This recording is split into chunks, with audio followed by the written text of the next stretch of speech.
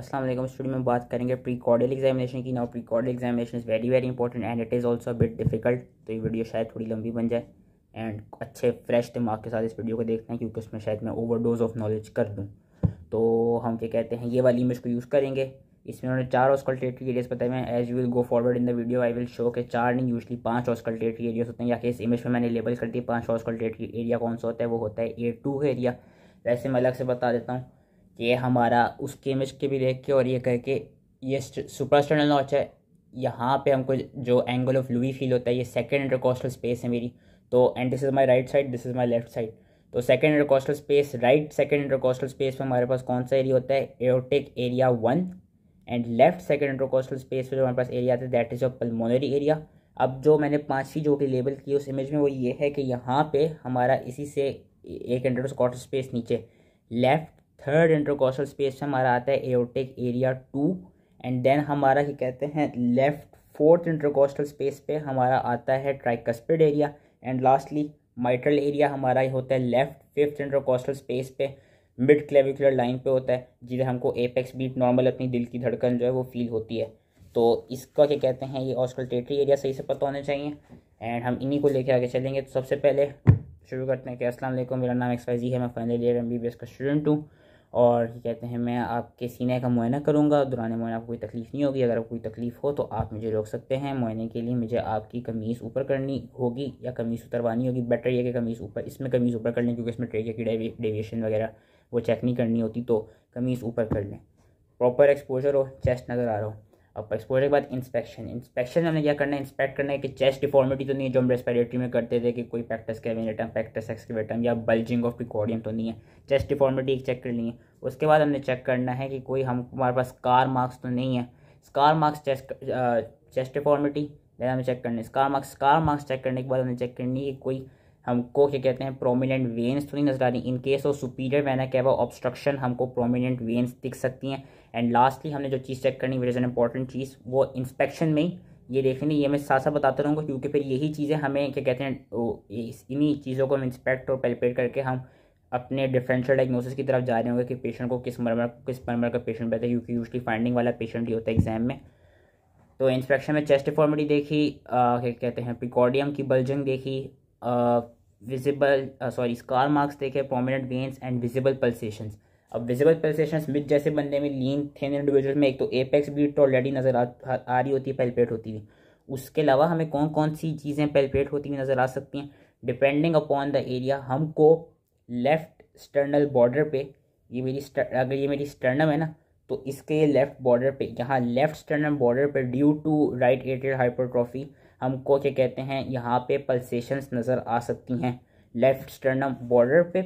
उसके left sternum मतलब क्या कहते हैं, लेफ्ट स्टर्नम या लेफ्ट पैरास्टर्नल बॉर्डर पे बेसिकली हमको due to right ventricular hypertrophy pulsations नज़र आ सकती हैं।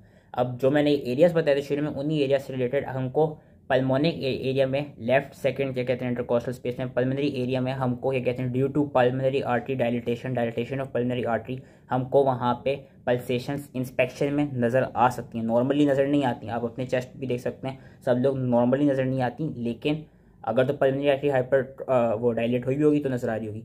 सिमिलरली एओर्टिक एरिया में भी हमारे पास ड्यू टू एओर्टिक एन्यूरिज्म हमको एओर्टिक एरिया जो हमारा right second intercostal aortic area 1 जो था, ड्यू टू एओर्टिक एन्यूरिज्म हमको वहाँ पे पल्सेशंस इंस्पेक्शन पे नज़र आ रही होंगी। एंड लास्टली सुप्रास्टर्नल नॉच पे, जिससे सुप्रास्टर्नल नॉच में ड्यू टू एओर्टिक रिगर्गिटेशन हमको विजिबल पल्सेशंस मिल सकती हैं। तो 5 चीज़ें चेक करनी है, chest deformity, bulging of the precordium, scar marks, any visible prominent veins due to superior vena cava obstruction and visible pulsation में एक तो एपेक्स बीट की पल्सेशन, एक लेफ्ट पैरास्टर्नल बॉर्डर पे राइट वेंट्रिकुलर हाइपरट्रॉफी की वजह से पल्सेशंस, सुप्रास्टर्नल नॉच में एओर्टिक रिगर्गिटेशन की वजह से पल्सेशंस, पल्मोनरी एरिया पर due to pulmonary artery dilatation and aortic area पर ड्यू टू एओर्टिक एन्यूरिज्म। अब हम चलते हैं अपने नेक्स्ट स्टेप में, विच इज योर पैल्पेशन। अब इसमें पैल्पेशन क्या होती है, सबसे पहले आप करते हैं एपेक्स बीट को पैल्पेट। एपेक्स बीट को नॉर्मली पैल्पेट करने का तरीका इसी तरह ही है, इस तरह करके हाथ उसमें रख लेना है कि 4th 5th 6th और 7th इंटरकोस्टल स्पेस में फिंगर्स टच कर रही हूँ निपल, क्योंकि निपल के नीचे यूजली एपेक्स बीट होती है।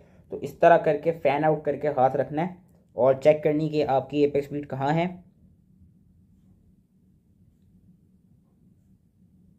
यहाँ है मेरी एपेक्स बीट, यहाँ पे। तो एपेक्स बीट पैल्पेट कर लेनी है। अगर टाइम हो तो बेटर ये है कि आप ये कहते हैं स्टर्नम के मिड स्टर्नम से मेजर भी कर लें कि एपेक्स बीट का डिस्टेंस कितना है। कुछ किताबों में लिखा है कि अप टू 8 सेंटीमीटर, कुछ में हम 8 to 9 सेंटीमीटर, 8 to 10 सेंटीमीटर भी नॉर्मल कंसिडर करते हैं। एपेक्स बीट का डिस्टेंस देखना है किस तरह। अब ये पता होना चाहिए कि कुछ कुछ ऐसी कंडीशंस हैं, कुछ cardiac and non cardiac condition जिसकी वजह से जो आपकी एपेक्स बीट है वो डेविएट कर सकती है या वो मूव कर सकती है। कौन कौन सी, या डिस्प्लेस कर सकती है, कौन सी ऐसी कंडीशन है। पहले कार्डियक कंडीशन की बात करते हैं क्योंकि प्रीकॉर्डियल एग्जामिनेशन करते हैं। कार्डियक कंडीशन में हमारे पास कौन कौन सी कंडीशन आ जाती हैं? Mitral regurgitation, aortic stenosis, aortic regurgitation, ischaemic heart disease, hypertension and dilated cardiomyopathy and also I believe ventricular septal defect. In mainly जो कार्डिक याद रखनी है, फिर से मैं रिवाइज कर रहा हूँ। Mitral regurgitation, aortic regurgitation, aortic stenosis, dilated cardiomyopathy, hypertension and ischaemic heart disease में एपेक्स बीट डिस्प्लेस कर सकती है डिफरेंट जगहों पे। मैं वो भी आगे बताऊंगा माइट्रल रिगर्गिटेशन में कहाँ करती है। एंड नॉन कार्डिक कॉजेज़ की होती है। नॉन कार्डिक कॉजेज़ ये हो सकती हैं कि फॉर एग्जांपल कोई बंदा लेफ्ट करवट लेके लेटा हुआ हो, या उसकी कोई चेस्ट में डिफॉर्मिटी हो, या कोई बंदा लीन फॉरवर्ड करो। जिस तरह ये एक नॉर्मल फिनोमेना है, ये आप सब लोग अपने पर भी कर सकते हैं। अभी मेरी एपेक्स बीट यहाँ पे थी ना, ये अब मैं लीन फॉरवर्ड करूँगा तो अभी मुझे खुद फील हो गया मेरी जो एपेक्स बीट है वो थोड़ी इधर इधर को आ गई है, इधर से इधर को आ गई है। अब मैं दोबारा वापस जाऊँगा, 2 सेकंड है, 2-3 सेकंड, हाँ अब यहाँ से पल्सेशन चली गई। तो लीन फॉरवर्ड करते हुए एपेक्स बीट जो है वो आपकी फर्दर इमीडिएटली डिस्प्लेस हो जाती है। तो ये नॉन कार्डिक रीजन है जिसकी वजह से एपेक्स बीट डिस्प्लेस कर सकती है। अब एपेक्स बीट को जब पैल्पेट कर रहे होंगे तो उसका कैरेक्टर चेक कर लेना है। अगर तो एपेक्स बीट नॉर्मल तो इस तरह होती है जिस तरह आप सबको फील हो रही होगी। अगर तो टैपिंग है ना, इस तरह करके अपने ऊपर फील करना है, जो टैप जिस तरह हम करते हैं, टक टक टक टैपिंग करती हुई फील हो रही है एपेक्स बीट, तो इसका ये मतलब है कि वो मर्मर माइट्रल स्टीनोसिस का ही है। Tapping apex beat is seen in mitral stenosis. And ये मैं ऑस्कल्टेशन के लिए हेल्प इसलिए कर रहा हूँ क्योंकि फिर इसका ही मतलब है कि जब आप ऑस्कल्टेट कर रहे होंगे मर्मर्स को, तो मर्मर में आपने सिर्फ माइट्रल स्टीनोसिस को चेक करना होगा। मर्मर में बताता हूँ कि हम कौन कौन से 4 मर्मर्स चेक करते हैं। तो tapping apex beat is seen in mitral stenosis. अगर तो हीविंग एपेक्स बीट हो, अब हीविंग का क्या मतलब है कि फोर्सफुल एपेक्स बीट है, फोर्सफुल कॉन्ट्रैक्शन हो रही है किसी चीज़ की, जिस वजह से एपेक्स बीट फोर्सफुली आ रही है। अब हीविंग में ill defined and well sustained heave होती है। जो इल डिफाइंड हीव है उसमें यह कि जब फोर्सफुली एपेक्स बीट पैल्पेट होगी तो for a short period of time, थोड़ी सी देर के लिए एकदम से उंगलियां यूं, इतनी ज़्यादा नहीं होंगी, वो तो मैं for dramatic effect for purpose of studying बता रहा हूँ, लेकिन हल्की सी उंगलियां ऊपर को उठेंगी। एंड दिस टाइप ऑफ ये कहते हैं हीव, इल डिफाइंड क्या कहते हैं, हाँ ill defined heave, aortic heave, that is seen in your mitral regurgitation and aortic regurgitation. Mitral regurgitation, aortic regurgitation में हमको इस तरह हीविंग एपेक्स मिलेगी। एंड एओर्टिक स्टीनोसिस में और हाइपरटेंशन में जब हम एपेक्स बीट पैल्पेट करेंगे तो हमको वेल डिफाइंड हीव मिलेगी कि बहुत देर तक, बहुत फोर्सफुली, बहुत ज़्यादा डिस्टेंस तक उंगलियां आपकी यूं करके एकदम से मूव आउट करेंगी ड्यू टू क्या कहते हैं फोर्सफुल एपेक्स बीट। तो कैरेक्टर पता होना चाहिए कि टैपिंग है या हीविंग एपेक्स बीट है। Tapping again mitral stenosis, tap tap tap. Heaving ill defined, हल्की सी हीव हो रही है तो it is either mitral regurgitation और एओर्टिक रिगर्गिटेशन, यानी कि बहुत ज़्यादा हीव हो रही है, इट इज़ एओर्टिक स्टीनोसिस और हाइपरटेंशन। एपेक्स बीट पैल्पेट हो गई। एपेक्स बीट के बाद हमने क्या करना है, हमने चेक करना है पैरास्टर्नल हीव। पैरास्टर्नल हीव यही कि स्टर्नम है, स्टर्नम के लेफ्ट साइड पे कुछ किताबों में इस तरह करके लिखा हुआ है, कुछ किताबों में इस तरह करके लिखा हुआ है। मुझे ज़रा बेटर ये लगता है कि इस तरह करके आपने अपना हाथ रखना है तो आपके ये 3 एरियाज कवर हो रहे हैं, ट्राइकस्पिड का, पल्मोनरी का एंड A2 का। इस तरह करके आपने यूं करके हाथ जोर से एक तरफ से दबाना है हीव चेक करने के लिए, पैरास्टर्नल हीव चेक करने के लिए, वही फोर्सफुल कॉन्ट्रैक्शन चेक करने के लिए। अगर तो किसी पेशेंट को पल्मोनरी आर्टरी हाइपरटेंशन हो या पल्मोनरी स्टेनोसिस हो, या पेशेंट में क्या कहते हैं वो हो आपका क्या कहते हैं कॉर पल्मोनेल हो, या ट्राइकस्पिड रिगर्गिटेशन हो, I believe it was tricuspid regurgitation, मैं इसको दोबारा कंफर्म कर दूंगा, बल्कि 1 मिनट, सॉरी, ट्राइकस्पिड स्टेनोसिस हो नॉट रिगर्गिटेशन, पल्मोनरी स्टेनोसिस हो, पल्मोनरी आर्टरी हाइपरटेंशन हो, कॉर पल्मोनेल हो, उन केसेस में क्या होता है, उन केसेस में हमको ये पैरास्टर्नल हीव जो है वो नज़र आती है पल्मोनरी आर्टरी हाइपरटेंशन में। तो ये पैल्पेट करनी है एपेक्स बीट पैल्पेट की, फिर हीव पैल्पेट की। अब आपने जी शेप में क्या करना है, जो ऑस्कल्टेटरी जिधर ऑस्कल्टेट करना होगा वहाँ पे हमने बेसिकली पैल्पेबल हार्ट साउंड सुननी है कि heart sounds whether they are palpable और नॉट। जो नॉर्मली जी नहीं होता, लेटर जी बनाना है। इस तरह एपेक्स बीट पैल्पेट हो गई, फिर इस तरह हाथ रखा, ट्राइकस्पिड और माइट्रल साथ साथ हो गई, और फिर इस तरह करके हाथ रखा, पल्मोनरी और एओर्टिक आपकी फील हो गई। अगर हार्ट साउंड्स पैल्पेबल होंगी तो वो क्या कहते हैं हमको पैल्पेट होती हुई नजर आ रही होंगी। फॉर एग्जांपल अगर मैं इस तरह कर रहा हूँ, पल्मोनरी आर्टरी हाइपरटेंशन है, तो पल्मोनिक एरिया पे मुझे पैल्पेट करती हुई हार्ट साउंड फील हो रही होगी, हार्ट साउंड यहाँ भी फील हो रही होगी। नॉर्मली फील नहीं होती है, अभी अपना हाथ अपना इस तरह करके रखें, नॉर्मली नहीं फील हो रही होगी। लेकिन अगर पल्मोनरी आर्टरी हाइपरटेंशन हो या सिस्टेमिक हाइपरटेंशन हो, तो सिस्टेमिक हाइपरटेंशन में एओर्टिक एरिया के लेवल पे हमको पैल्पेशन मिल रही होगी, और पल्मोनरी आर्टरी हाइपरटेंशन में हमको पल्मोनिक एरिया पे हमको मिल रही होगी, क्या कहते हैं पैल्पेशन, पैल्पेबल साउंड, ये वो पैल्पेशन बेसिकली फील हो रही होगी। तो जी शेप बनाना है, ऐसे ऐसे ऐसे, ये एक जी बना है, उल्टा जी बना है लेकिन जी बना है, ये आपकी हो गई पूरी पैल्पेशन। अब पैल्पेशन में साथ में ये भी होता है कि कभी कभी थ्रिल्स भी लोग पैल्पेट कर लेते हैं। What is thrill? Thrill is basically और पैल्पेबल मरमर, वो विद एक्सपीरियंस आता है। अगर तो उसका तरीका ये है कि जब आप पैल्पेट कर रहे हो तो साथ में पेशेंट की कैरोटिड पल्स चेक कर लें। अगर तो आपको फील हो रहा है कि थ्रिल है, मतलब कोई मरमर फील हो रहा है, उसको चेक करने का तरीका ये कि हमने कैरोटिड पल्स के साथ रखना होगा। अगर तो वो जो भी मरमर या जो भी वो मतलब पैल्पेशन आ रही है, क्योंकि वो हार्ट बीट ऐसी नहीं होगी, वो थोड़ी मतलब मैं उसको किस तरह समझाऊँ, मतलब एक थ्रिल सा फील होगा।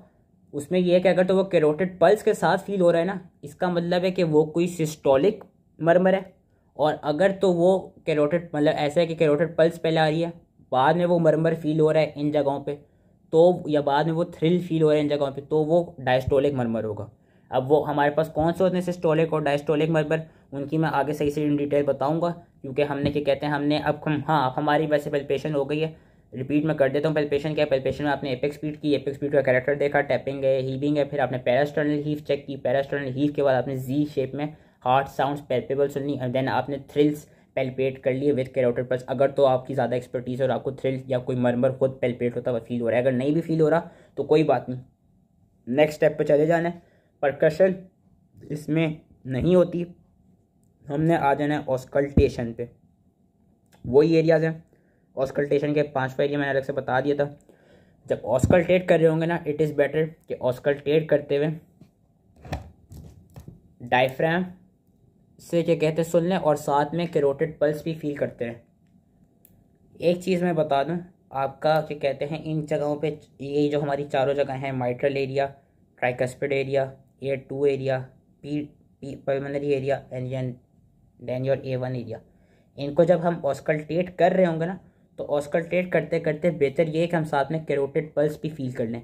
इससे हम अपनी हार्ट साउंड्स को पैल्पेट करेंगे। There are 4 heart sounds, S1, S2, S3, S4। S1 is due to the closure of mitral and tricuspid valve, S2 is due to closure of aortic and pulmonary valve, S3 हमको heart failure के patient में मिलती है, S3 हमको उन patient में pregnancy में मिल सकती है या नॉर्मली यंग एडल्ट चिल्ड्रन में भी मिल सकती है। S3 हार्ट फेलियर में किस तरह की मिलती है? S3 इज बेसिकली गैलेपिंग साउंड, जिस तरह मूवी में देखो ना, मूवी में देखा होगा जो घोड़े चल रहे होते हैं, घोड़े भाग रहे होते हैं बल्कि, तो वो गैलप कर रहे होते हैं, तो उस तरह की आवाज़ हमको बाकायदा फील होती है। तो दैट इज़ S3, जो कि हार्ट फेलियर के पेशेंट में हमको यूजली फील होती है, S3 गैलप।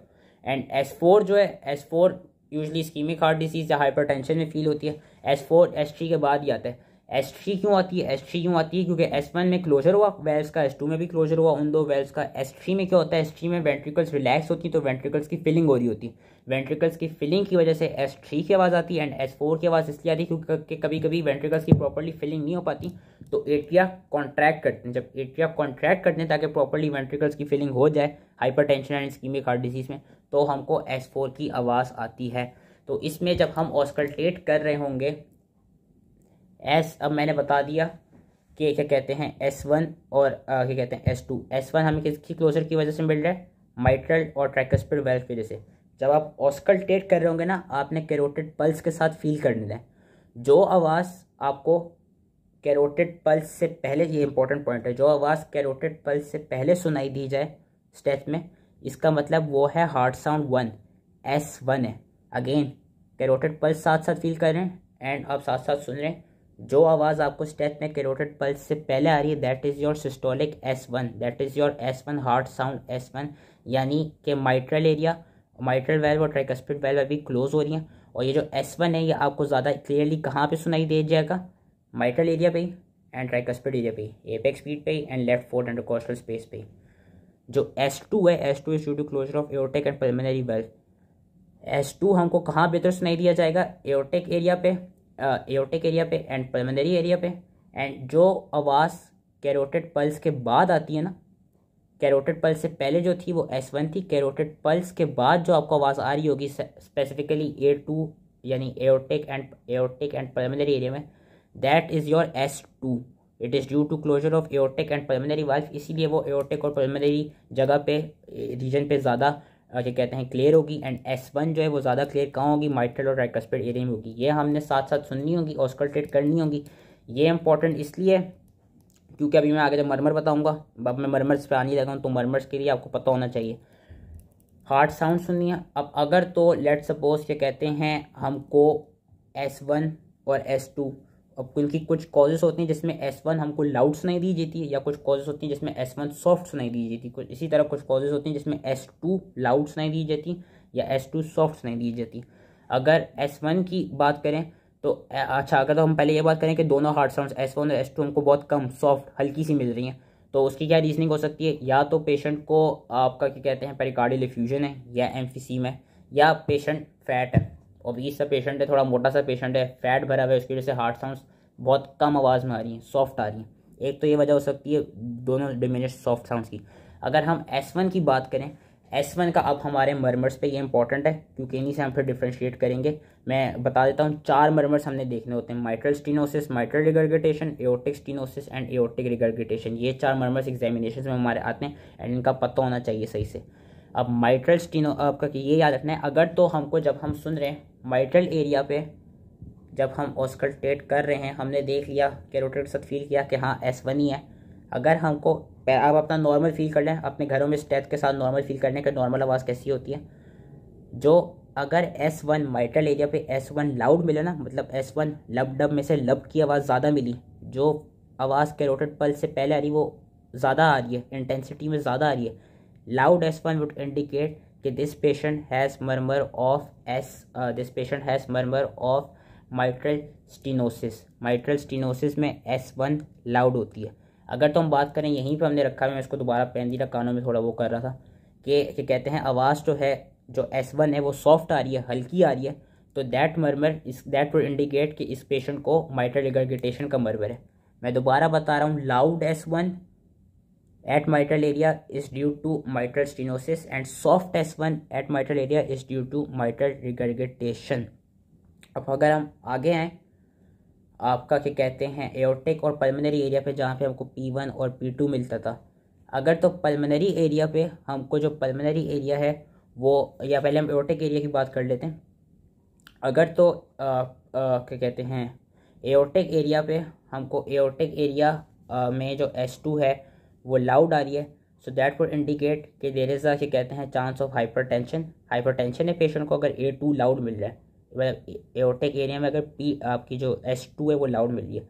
अगर S2 सॉफ्ट मिल रही है एओर्टिक एरिया में तो 2 कॉजेस होती हैं, aortic stenosis and aortic regurgitation. अब भी इम्पॉर्टेंट इसलिए क्योंकि जो एओर्टिक स्टीनोसिस का मर्मर मिलते हैं ना, वो हमको A1 पे मिलते हैं, यानी राइट सेकेंड इंटरकॉस्टल स्पेस में। अगर हमको S2 मतलब कैरोटिड के बाद जो आवाज़ सुनाई दे रही है वो सॉफ्ट सुनाई दी जा रही है, कम इंटेंसिटी में सुनाई दी जा रही है, so that would indicate it is a murmur of aortic stenosis. Whereas अगर हमको एओर्टिक एरिया बनता, अगर हम A2 एरिया की बात करें, A2 एरिया जो कि हमारा आता है लेफ्ट थर्ड इंटरकॉस्टल स्पेस में, अगर A2 एरिया में हमको, इसको तो बंद करूँ, अगर A2 एरिया में हमको सॉफ्ट S2 सुनाई दे रही है तो इसका यह मतलब है कि जो मर्मर है ये एओर्टिक रिगर्गिटेशन का है। ये इंपॉर्टेंट पॉइंट्स है, ये याद रख लेना, ये पता होने चाहिए कि हमको माइट्रल एरिया पे हम सुन रहे हैं, हमने ऑस्कल्टेट किया, ऑस्कल्टेट हम करने चाह रहे हो, कैरोटिड के साथ फील किया हुआ है, कैरोटिड के साथ ऑब्वियसली यहाँ पे हमको मिलेगा आपका S1। माइट्रल एरिया पे लाउड S1 मिला है तो माइट्रल स्टीनोसिस है, सॉफ्ट S1 मिला है, जब मतलब फर्स्ट हार्ट साउंड सॉफ्ट मिली है तो माइट्रल रिगर्गिटेशन है। एओर्टिक एरिया में अगर हमको लाउड A1 मिला है तो हाइपरटेंशन है, सॉफ्ट A1 मिला है या मतलब सॉफ्ट S2 मिली है कि हार्ट सेकंड हार्ट साउंड ये कहते हैं हमको सॉफ्ट मिली है A1 एरिया पे, राइट सेकंड इंटरकॉस्टल स्पेस वाले एरिया पे, so that means it is a murmur of aortic stenosis. Whereas अगर हमको A2 एरिया में सॉफ्ट S2 मिली है, so that would indicate it is a murmur of aortic regurgitation. ये 4 murmurs अच्छे से पता होने चाहिए और अब हम इनको दिखाएंगे। 20 मिनट्स की वीडियो बन गई। अब मैं बताऊंगा कि हम मर्मर की एग्जामिनेशन किस तरह करते हैं। अच्छा, इससे पहले मैं ये जो सारी चीज़ें बता रहा था कि टैपिंग एपेक्स बीट मिलेगी तो हीविंग एपेक्स बीट मिलेगी, तो यही ऑस्कल्टेट करते हुए बताया कि साउंड में हमें लाउड S1 कहाँ मिल रहा है या सॉफ्ट S1 या लाउड S2 या सॉफ्ट S2 कहाँ मिल रहा है। ये बताना इसलिए इम्पोर्टेंट था क्योंकि हम ये सब करके जब हमें मर्मर्स परफॉर्म करने होंगे ना एग्जाम में, इनमें से कोई एक ही मर्मर होगा जो कि हमने परफॉर्म करना होगा। और एक चीज़ ये है जो कि मैं स्टार्ट में भी डाल दूंगा, इस वीडियो का लास्ट मिनट जो होगा वो अच्छे से देखना, क्योंकि मैं जो मर्मर्स की आवाज़ होती है ना उसकी मैंने वीडियोस में डाली हुई है। तो जो मर्मर्स की आवाज़ है वो अच्छे से सुन लेनी है। इसका जो इस वीडियो का लास्ट मिनट है वो अच्छे से देख लेना है। अब ये सारी tapping apex beat, heaving apex beat, S1 क्या कहते हैं माइट्रल एरिया पे लाउड मिल रहा है या S1 सॉफ्ट मिल रहा है, या क्या कहते हैं S2 एओर्टिक एरिया पे लाउड मिल रहा है या S2 एओर्टिक एरिया पे सॉफ्ट मिल रहा है या दूसरे एओर्टिक एरिया पे सॉफ्ट मिल रहा है। ये इसलिए इंपॉर्टेंट है क्योंकि इससे अब मैंने बता दिया, इससे हम डिफ्रेंशिएट कर सकते हैं कौन सा मर्मर है। तो हम मर्मर्स की बात करते हैं। 4 तरह के हमारे पास मर्मर होते हैं, mitral stenosis, mitral regurgitation, aortic stenosis, aortic regurgitation. इसमें भी ये अब मैं कहते हैं पिक्चर साथ साथ दिखाता रहूँगा। एक हमारे पास होते हैं pan systolic murmur. Pan systolic murmur इसके S1 से लेके S2 तक ड्यूरिंग होल सिस्टोल जो हमको मर्मर मिलता है। पैन सिस्टोलिक मर्मर में हमारे पास आ जाता है mitral and tricuspid regurgitation, ventricular septal effect भी होगा नो डाउट, लेकिन मोस्ट इंपॉर्टेंट जो हमने भी यहाँ करना है वो करना है माइट्रल रिगर्गिटेशन को। Pan systolic murmur mitral regurgitation को हम किस तरह चेक करते हैं। माइट्रल रिगर्गिटेशन को चेक करने का तरीका ये है कि आपने, अगर आपको फॉर एग्जांपल सॉफ्ट S1 मिल गया है ऑस्कल्टेट करते हुए, तो आपने सारे एरियाज ऑस्कल्टेट करने के बाद करना क्या है, जब आप मर्मर परफॉर्म करेंगे आपने पेशेंट से ये बोलना है, डायफ्राम को रखना है अपने डायफ्राम। अच्छा, पेशेंट लेटा हुआ ही होगा पूरी एग्जामिनेशन में, पेशेंट लेटा हुआ ही है, ये चीज़ मैं शुरू में बताना भूल गया था। पूरी एग्जामिनेशन में पेशेंट लेटा हुआ है, आपने अपने पेशेंट से ये बोलना है कि क्या कहते हैं गहरी सांस ले और बाहर निकाले, और बाकायदा फील होगा मर्मर, आपको फील होगा। And that you would also see कि जो माइट्रल रिगर्गिटेशन का मर्मर होता है वो एपेक्स तक डिस्प्लेस होता रहेगा। हमको यहाँ पे माइट्रल रिगर्गिटेशन की आवाज़ आएगी मर्मर की, फिर यहाँ पे, फिर यहाँ पे, फिर यहाँ पे, एक्जिला तक माइट्रल रिगर्गिटेशन का मर्मर जो है वो डिस्प्लेस होता है, या एपेक्स बीट जो है वो एक्जिला तक डिस्प्लेस करती है माइट्रल रिगर्गिटेशन में। सो दैट इज़ इंपॉर्टेंट। इस तरह हमने करना है माइट्रल रिगर्गिटेशन। अब हम अगर आए पैन सिस्टोलिक के बाद mid diastolic murmur. Mid diastolic murmur की क्या कॉजेज हो सकती हैं, उसमें हमारे पास आ जाती है माइट्रल स्टीनोसिस। उसके अलावा हमारे पास आ जाती है क्या कहते हैं माइट्रल स्टीनोसिस के बाद हमारे पास आ जाती है I believe it was tricuspid stenosis and atrial septal defect, लेकिन मोस्ट इंपॉर्टेंट माइट्रल स्टीनोसिस। अब माइट्रल स्टीनोसिस किस तरह में पता चलेगी है, हमने जब शुरू में एपेक्स बीट पैल्पेट की हमें टैपिंग एपेक्स बीट मिली, एंड ऑल्सो हमको ये मिला कि जो माइट्रल स्टीनोसिस है, हमने यहाँ पे जब हमने S1 देखा था ऑस्कल्टेट करते हुए, S1 हमें लाउड मिला था, तो माइट्रल स्टीनोसिस को होगा। माइट्रल स्टीनोसिस का murmur is the only murmur which is to be felt by a bell. Bell से करना है, बेल से इस तरह करना है कि पेशेंट से बोलना है कि आप उल्टी तरफ करवट कर लें। जब वो उल्टी तरफ करवट करेगा ना, देन आपको वो मर्मर की आवाज़ आएगी माइट्रल स्टीनोसिस के। तो इसका मर्मर इंपॉर्टेंट है कि माइट्रल स्टीनोसिस का मर्मर किस तरह करना है कि पेशेंट उल्टी तरफ करवट ले, उल्टी तरफ को जब करवट लेगा लेटे हुए तो माइट्रल स्टीनोसिस का मर्मर मिलेगा। अब हमारे पास 2 रह गए, एओर्टिक स्टीनोसिस, एओर्टिक रिगर्गिटेशन। इनको याद मैंने इस तरह किया हुआ है। हमारे पास आते हैं early diastolic and ejection systolic murmur. Ejection और अर्ली दोनों ई से स्टार्ट हो रहे हैं, इन दोनों में एओर्टिक आते हैं। ये तो इस तरह मैंने याद रखा हुआ है कि दोनों जिनमें ई से स्टार्ट हो रहे हैं, अर्ली और इजेक्शन, दोनों में क्या कहते हैं ए आ रहा है, एओर्टिक और पल्मोनरी आ रहे हैं बेसिकली, कि हमने एओर्टिक को याद रखना है। अब हमें कैसे पता चलेगा कि एओर्टिक स्टीनोसिस का कौन सा, एओर्टिक रिगर्गिटेशन का कौन सा है। हमने इजेक्शन सिस्टोलिक, एस से सिस्टोलिक, एस से stenosis, aortic stenosis, pulmonary stenosis, ejection systolic murmur होता है। वेयर एस अर्ली डायस्टोलिक का मर्मर हमको एओर्टिक रिगर्गिटेशन और पल्मोनरी रिगर्गिटेशन में मिलता है। ये मैंने इस तरह याद किया हुआ है कि इजेक्शन का सिस्टोलिक एस है, एओर्टिक स्टीनोसिस पल्मोनरी स्टीनोसिस में भी एस आता है, तो उससे मिलता है। अब अगेन एओर्टिक स्टीनोसिस का मर्मर, एओर्टिक स्टीनोसिस और एओर्टिक रिगर्गिटेशन के मर्मर दोनों के लिए पेशेंट को बिठाना होगा, वो लेटा होगा, पूरी कार्डियक एग्जामिनेशन लेट की। अब वो बैठेगा, बैठ के आपने क्या करना है, पेशेंट से कहना है। अब आपको पता किस तरह चलेगा कि आप एओर्टिक स्टीनोसिस का चेक करें, क्योंकि आपने जब क्या कहते हैं पैल्पेशन कर रहे थे, क्या कहते हैं एपेक्स बीट पल्पेट कर रहे थे, तो आपको एपेक्स बीट पे वेल सस्टेन्ड हीव मिली थी। उसके अलावा हमने क्या कहते हैं जब ऑस्कल्टेट किया था अपने इस एरिया पे A1 एरिया पे, एओर्टिक 1 के एरिया पे राइट सेकंड इंटरकॉस्टल स्पेस में, तो यहाँ पे हमको सॉफ्ट S2 मिली थी, जो डब वाली आवाज़ है वो कम मिली थी। तो ये था मर्मर A2 का आपका एओर्टिक स्टीनोसिस का। एक तो मैं ये चीज़ें शायद इससे बहुत कंफ्यूज ना कर दी हूँ मैंने आप लोगों को, A2 S2 चीज़ें बोल के। खैर, एओर्टिक स्टीनोसिस का मर्मर यहाँ पे मिलता है। एंड एओर्टिक स्टीनोसिस का मर्मर की ख़ास बात यह पेशेंट से बोलने लंबी सांस लें, बाहर निकालें। जैसे ही वो बाहर निकालेगा आपको एओर्टिक स्टीनोसिस का मर्मर फील होगा। एंड एओर्टिक स्टीनोसिस का मर्मर नेक तक डिस्प्लेस करता है। जिस तरह माइट्रल रिगर्गिटेशन का एक्सिला तक जा रहा था, एओर्टिक स्टीनोसिस का जो होगा वो हमको यहाँ नेक तक मिलेगा। वो बाकायदा फील भी होगा इस तरह करके कि वो नेक तक जा रहा होगा। नेक तक एओर्टिक स्टीनोसिस का मर्मर जो है वो हमको मिलता है। Lastly comes your aortic regurgitation. Aortic regurgitation में भी पेशेंट को उठाना है। एओर्टिक रिगर्गिटेशन कहाँ मिलेगी? एओर्टिक रिगर्गिटेशन के लिए आपने जब एपेक्स बीट पल्पेट की थी आपको वो इल डिफाइंड हीव मिली थी। एंड आपको सॉफ्ट S2 मिला था A2 एरिया में, जो एओर्टिक एरिया होता है हमारा लेफ्ट थर्ड इंटरकॉस्टल स्पेस में, वहाँ पे सॉफ्ट S2 मिला था कैरोटिड पल्स के साथ जब फील किया था। अगेन पेशेंट को बिठाना है, गहरी सांस लें, बाहर निकालें। बाहर निकालते हुए A2 एरिया पे आपको मर्मर फील हो जाएगा और ये कहीं पर डिस्प्लेस नहीं करता। So that was all related to the murmurs. अब मैं इसके बाद आपने पेशेंट को बोल देना है कि थैंक यू एग्जामिनर को, thank you for letting me examine this patient, उसका कवर करा देना है, पॉजिटिव फाइंडिंग्स बतानी है। अब अभी तो 26 मिनट की वीडियो हुई है, अब मैं सारी रेलेवेंट्स बताता हूँ क्योंकि इसकी रेलेवेंट्स बेतहाशा हैं। रेलेवेंट इसकी इंपॉर्टेंट है, ये सारी आई होप ईजली समझ में आ गई हो। मैं एक और दफ़ा ना मैं वीडियो को, क्योंकि लंबी तो बनी कि मैं ज़रा एंड में दोबारा एक छोटा सा समराइज़ करा दूंगा ये, या चलो इस वीडियो में नहीं, मैं नेक्स्ट वीडियो में एक बल्कि नहीं, मैं हाँ इसी वीडियो में समराइज़ करा दूंगा एंड में कि कहते हैं हमने कार्डिक उसमें करना क्या होता है, तो आप लोग लास्ट पार्ट भी देख सकते हैं। रेलेवेंट क्या करना है हमने? रेलेवेंट इसमें ये करना है,